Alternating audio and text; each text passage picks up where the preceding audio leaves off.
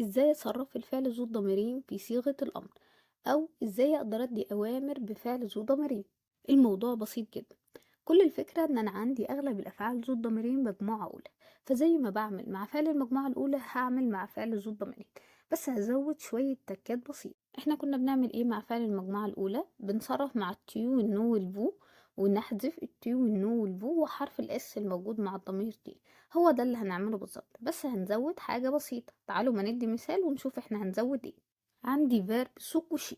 سوكوشي يعني ينام. هصرف مع التي والنو والفو، يبقى تي تي كوش، نو نو كوشو، فو فو كوشي.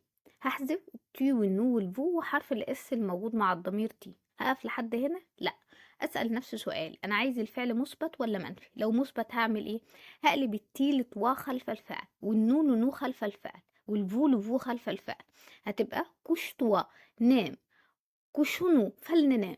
كشيفو، ناموا. طب لو عايزه منفي مش هقلب حاجة وهسيبه زي ما هو، بس هحطه بين طرفي النفي النو والبا، وبس كده.